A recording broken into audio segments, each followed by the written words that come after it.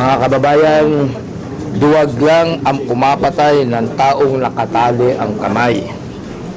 Mr. Duterte, hindi subject. Rewind, Sige, sir. Hindi na. Hindi subject ng debate ang pagpatay mo ng mahihirap, lalo-lalo na ng mga bata. O nga pala, ngayong umaga, nabasa ko sa Star na tinatanggihan mong mapatay ka ng bata. Oy, minsan sinabi mo kahit na bata, pinapatay ninyo. Pangalawa, may litrato tayo na pinagsasaksak ninyo ang isang 14 na taong bata. At sabi ng Amnesty International, meron ka pang pinatay ng 12 taong ang edad na bata. Okay?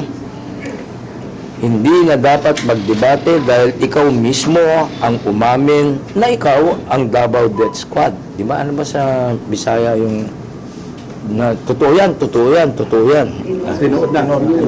Tinood na. Tinood na. Yun. Sinabi niya yun. Yun ang kanyang sagot doon. Yung tinanong siya, yung Death Squad. Okay. Ang mga patayan sa Davao ay gawa ng Davao Death Squad, hindi ng pulis. Bakit namin nababanggit ang pulis? Nabasa ko sa dyaryo na yung daw mga pinatay nila lumaban sa pulis. Pero may namang lumaban sa pulis na katali. Ano namang istorya ito? Ikaw mismo ang nagsabi at umamin na pumapatay ka ng bata. Sa report ng PCIJ noong 2002, ikaw mismo ang nagmayabang, I will not hesitate to kill them. I don't care about minors. Ang mali ay mali. Killing the poor, including helpless children, can never be justified. It is morally wrong and unchristian. It is unlawful and it is a violation of human rights, the right to life. Killing people who are kneeling down or with their hands tied behind their back is not courage. It is an act of cowardice. Duwag lang, berdugo na pumapatay ng mahirap ang pumapatay ng bata. Duwag lang ang pumapatay ng taong nakaluhod at nakatali ang mga kamay. Isang cheap gimmick mo na naman ang hamon mong debate. Ipinakikita mo lamang na ito ay wala ka nang maisip na isagot dahil totoo ang sinasabi ko. Ikaw ay pumapatay ng mahirap, hindi ng mayayaman. Ikaw ay pumapatay ng walang pakundangan, hindi ka kumikilala ng Diyos at batas ng Diyos. Ng batas ng tao at batas ng Diyos. Dadagdagan ko lang ito dahil sa ang nabasa ko ang sabi ni Mr. Duterte, ako daw berdugo ng pera ng mahirap. Nako, Mr. Duterte, unwittingly lumalabas sa system mo na talagang alam mong berdugo ka. Excuse me lang ang berdugo ginagamit lang yun sa pumapatay ng tao. Ang pera, walang berdugo ng pera. Hindi naman, wala namang buhay yung walang buhay yung pera. Walang blood. Paano mo sasabihin sa akin ako berdugo ng pera ng mga mahirap? Pero yung sabi yun, ikaw, katulad ng iba, nagbibintang ka. Abogado ka pa naman. Naging fiscal ka pa. Alam mo naman yan. Yung allegations are not evidence. Husgado lamang ang makakapagsabi na may kasalanan ka o wala doon sa ibinibintang. Okay? Sige. Well, in his case, he is admitting that it was... Many times. Many times. Kahit na yung last time na magkasama kami sa Cebu, tinanong siya kung gagawin niya yung pagpapatay. Gagawin ko yan, itutuloy ko yan. So, meron pang kasinungalingan si Mr. Duterte nga pala. Talagang hari ito ng sinungaling. Sinasabi niya, peaceful ang Davao. Number 1 to sa murder cases. Number 2 sa rape cases. Anong kwan? Yung kwan mo, dahil takot ang umiiral sa Davao sapagkat yan ang klase ng pamumuno mo. Sir, we saw your video posted on your Facebook account. Okay. Sa Wali-Walino. May we ask, sir, what compelled you para gumawa ng ganung video? Kasi, alam mo, talagang inipon-ipon ko yung kwan na yun. Gusto kong makasiguro sa aking sasabihin. Ngayon, talagang hindi na dapat pagtagalin pa na ilabas ko. No? Yun nga lang, sinabayan ako ng ibang kandidato. Pero ito, noong pa, dala-dala ko na talaga yung litratong yun. Ayaw lang akong paglabasin ng dokumento ng mga panahon na yun. Sir, sinubukan niyo po bang mag-reach out sa mga pamilya or sa mga naging biktima po ni Mayor Duterte? Ito hindi bago-bago ito. Inimbestigahan to. Alam ba, pinakiusapan ng CBCP na imbestigahin ni Attorney Harry Roque. Konfirmado ito. Yung Amnesty International, konfirmado ito. Pangatlo, konfirmado mismo ni Mr. Duterte ito. Alam mo, meron sinasabing admission against self-interest. Natataranta na si Mr. Duterte kung ano yung sasabihin, kung tatanggihan o ipagpapatuloy pa yung pagyayabang. Sir, nung nung Cebu debate, sinabi niyo po kay Mr. Duterte na qualified po siya. Ano po ba yung qualified? Qualified to run for president or qualified to run the country? Hindi. Alam mo naman, uso ng patawanan. Hindi patawanan. Si Duterte parang alulod, sahod ng sahod. Sir, magbalik ako dun sa video. Medyo matapang po yung naging hakbang ninyo because some would agree na yung social media ay turf po ni Mayor Duterte. Turf niya? Some would say po, sir. Yan naman siguro. I still maintain na may pag-asa pa ang social media. Hindi, ngayon marami na rin bumabatikos dun sa lagi nilang pinupuri. So, hindi mahirap sabihin turf ni Kwan yun. I still have that belief na para lang yung kababasa-basa ko sa lang kasi ng religious book ko. Si Saul na pinahirapan ng mga Kristiyano nung bandang huli ay naging santo. Sir, last week po sabi sa Quezon na you'll be winning by at least 4 million margin. Tama po yun. Sir, saan po natin kinuha yun? Basta't secret. Basta tayo nasa yugto na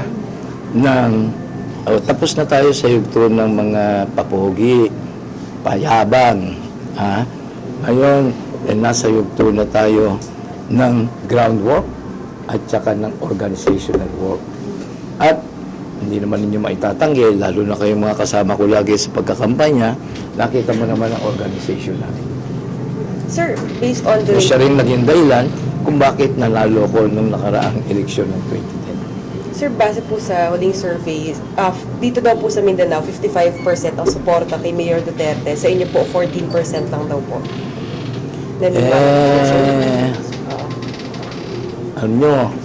Ako hindi na ako nagtihitin ng survey dahil nahihilo na rin ako sa survey. Merong survey na itinuturo na siya ay number 1. Pinanggihan naman ng nagsasurvey. Mahal na araw, hindi rin sila nagsasurvey. Merong pagkakataon na yung dalawang nagsasurvey for the same period, number 2 ko. Yung isa naman, number 3 ko. Ano ba yun? Ngayon, kaya ulitin ko yung sinasabi ko ang pinakatamang survey ay yung pagtatapos ng eleksyon. Tingnan natin kung ano ho ang resulta. Sir, gaano kayo kakumpiyansa na mananalo kayo dito po sa Mindanao? Kasi masyado namang malawak ang sabi niyo Mindanao. Si Duterte nandun lang sa Davao. Mayroon mga Zamboanga Sibugay, Zamboanga del Norte, Zamboanga del Sur, Zamboanga City. Siguro yung tinutukoy ninyo, yung hirap sa survey. Hindi mo alam kung paano nila ginawa yung pagsasarbi. Baka ang pinuntahan lang nila kung saan mataas yung kandidato. Yes. Up to now, would you say the same thing? Let us wait for the results of the election. But I'm confident na basta't makakuha ako ng mataas na boto dito. But your posters are being removed like the princess. Please repeat it here so people would know what is happening in Davao. Yeah. Si Princess, nandiyan na si Princess Gram. Ito po, sa likuran po. Nagkakabit, pinatatanggal. Pwede kang magkabit kung ikakabit mo yung pangalan ni Juan, ni Mayor Duterte. Tsaka, ang pagkarinig ko kay Princess Gram, nakita niya sa Davao. Ang plaka ngayon sa Davao, hindi yung plate na nire-require ng batas. DU30. Ang nakalagay doon, D30. DU30. DU30, talagang hoodlum sa Lorraine. Talagang hindi pa man presidente, makikita mo na kung anong klase yung pamumunong mangyayari. Batas yun kailangan may plaka ka, kailangan magkaroon ng aksidente, paano malaman kung sino ang gumawa ng aksidente. Pero sa part, yun lang ngayon ang naghahari. Sir, you mentioned doon sa video mo na mas matindi pa sa martial law. Can you please elaborate? Kasi yung martial law, patago ang ginagawa. At saka maraming pagkakataon, tinatanggi. Ito, pinagyayaban pa. Matindi ito sa martial law. Bali ba naman, matindi pa ito. Kasi abogadong nasabi ito. Naging fiscal pa. Pero mo, unlawful. Bali ba wala na tayong death sentence Wala na. The maximum penalty is life imprisonment. Sir, marami pong mga nagko-comment ang sinasabi, okay lang daw pumatay kasi kriminal naman daw yung papatayin. Uy. meron pang presumption of innocence. Yun na nga ang masama dito hindi sinusunod ang proseso. Basta pag napagbintangan ka, kaya ba sinasabi ko, kayong mga boboto, kailangan yung iboboto ninyo, maipagmamalaki ninyo ng pangmatagalan. Wag na ho kayong mag-intay na magsisi kayo sa ibinoto ninyo. Pagka yung ibinoto ninyo si Duterte at sabi nga ni Duterte, papatayin ang mga pinagbibintangang kriminal. Pagka nangyari ho sa mahal nyo sa buhay, asawa ninyo, pag pinatay, tsaka ka pa magsisisi. Sinabi na sa yung gagawin bakit hindi mo pangatawanan yung sinasabi? Sir, maliban sa inyo, pati ibang mga kandidato tinitira na si Duterte, do you consider him a threat in the elections na po? Ako, ever since, hindi ako naniniwalang mananalo si Duterte. Why is that? Why so? Unang-una, hindi mananalo si Duterte sa Luzon. Because Let's face it, number one ang Luzon. Ang Luzon is, I think, 54% of the registered voters. Bakit po tingin niyo hindi siya mananalo sa Luzon, sir? Hindi papayag ang marami dong nag-aaral sa iboboto. Tama yung feeling ko na hindi magtatagal lalabas yung pagkondina dun sa pinagsasabi ni Mayor Duterte. Tsaka kayo nga pala, mga babae, kayo dapat magkaroon din kayong reaksyon dahil sa walang respeto sa kababae si Mr. Duterte. Pagkakasama pala kayo ni Duterte, ano pa gagawin natin? Di ba? Sabi niya yun. May Okay. message po kayo sa Duterte, mga Duterte supporters. Ayun na. Mga Duterte supporters, sana hindi totoo Pero kung manakot kayo, nananakot na kayo Boy, siguro, birds of the same feather, flock together. Nananakot, may report kami sa Cebu, sinisira yung mga coaching, may mga poster. Wag naman. Lumaban ho tayo na umiral ang diwa ng tunay na demokrasya. Sir, yung poster sa sasakyan sinisira Yeah, kapag kalaban picture. ng kandidato. Oo, nakadikit, Like B9 na po. among others. Sir, sabi po ni Mayor Duterte kapag po siya nanalo, he will not stand for the Philippines West Philippine Sea issue. He will stand down in China. Hindi, sabi niya Joint exploration. Hindi! Ang sinabi niya doon, kayo naman talaga ha? Against China. Kung ano yung sinabi niya, siya, mag-i-ski, di ba? Something. Pupunta siya doon sa sa Spratly. Kayo naman, di ba? Di ba sabi niya mag-i-ski? Ha? Siguro, para maniwala ako, Mr. Duterte, pakilabas mo nga lang naman kung ano ang medical condition mo. Medical. Ha? Why, what did you hear about this medical condition? Sakitin mo yan eh. Pero yun nga sir, he will not stand against China doon sa issue ng No, he will go to Spratly and fight. I think that's what I read. Unless, of course, I read another paper. The statement was, di ba? Sasakay siya sa sabi niya ski. sir, sabi niya hindi siya makipag-era kasi Willing to back mamatay na down. tayo lahat eh. Hindi, pero siya pupunta doon. Ano pong may nakikita niyo doon sa statement na yun? Sa palagay mo, hindi kaya mali yun? Sir, what are the implications of having a president na willing to back down or see discipline in China? Sorry? What are the implications of having a president who is willing to back down sa sea discipline natin in China? Kasi yung naging statement niya. Bali ba naman, nawala ang tapag niya. Siguro isang pagkakataon rin naman ito na yabag eh. Di ba ito, laging si palaban. Ngayon to, sasabihin wala tayong kalaban-laban. Tama talaga yun. Pinapatayin nito yung hindi lumalaban, nakatali nga. Sir, ano pong sakit ni Mayor Duterte? Tanong mo na lang sa kanya. Malalaman sa mataba naman. Siguro, Mr. Duterte, mag-issue ko naman, kahit na certificate lang that you're in the peak of it. Sir, ano issue? Ha? Yes. Kasi, yung pagkakasabi niya, macho-macho. Kung magsasalita, macho-macho. Ako, yung mga salita niya ng pagka-macho, tinatago niya lang na may sakit siya. Anong sakit na? Serious po ba?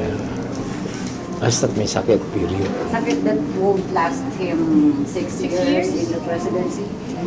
I doubt. You doubt? Paano pinipost ko yan? Congrats sa vice president. Diba? Kaya kita mo, siguro nababanggit niya, pagkakon, bibigay niya na lamang kay Bongbong. Na tinanggihan niya naman.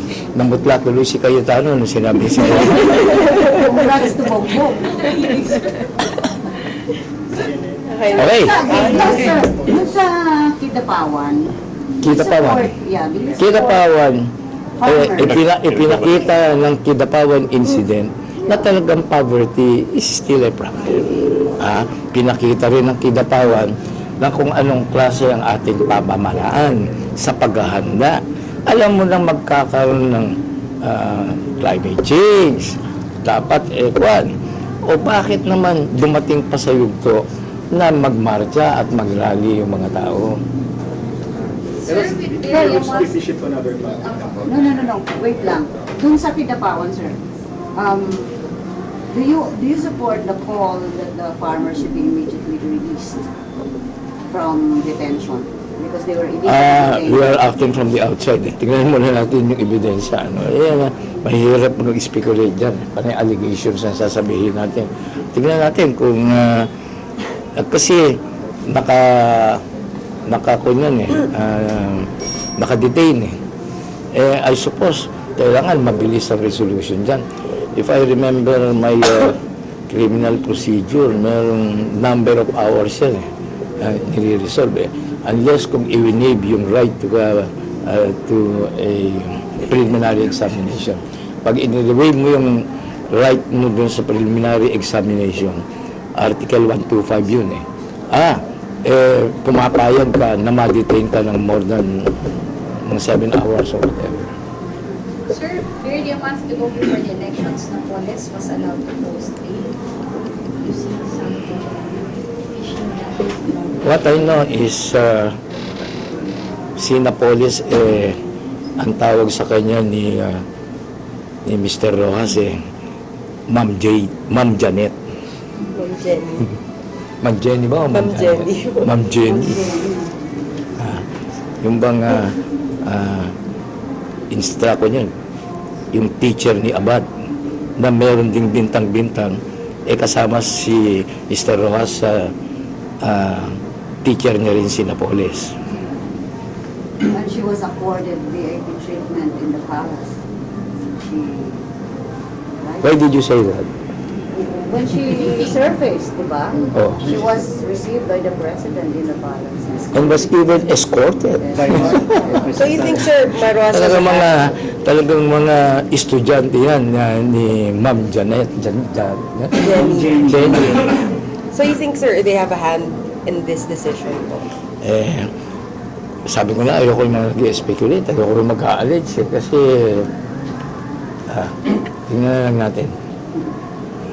Ang malungkot na lamang, talagang hanggang sa bandang huli, pinakikita ng administrasyon kung ano ang hustisya sa kanila. Pero naman ito, patatapos-tapas ng suspension ni Mike Rama, eto na naman uli ang suspension. Ha? Okay, Tama. thank you. Sa akin, pag ako naging presidente, it will be a rule of law. It is not a rule by law. So safe si Duterte. Safe si Duterte.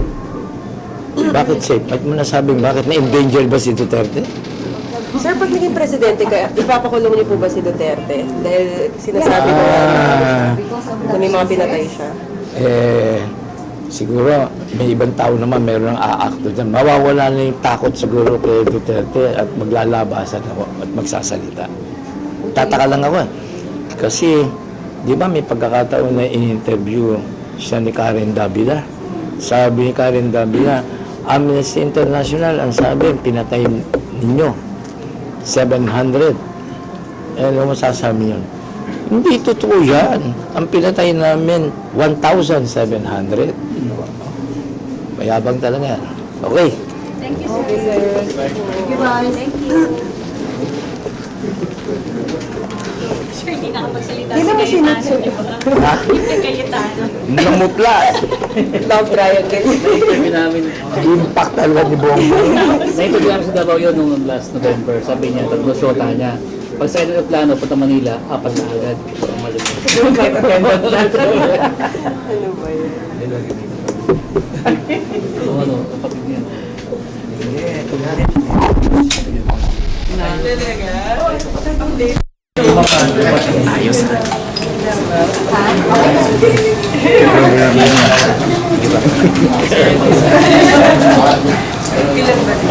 Ayoko lang tumayo. Tanong na ako na nagtanong sa walang check.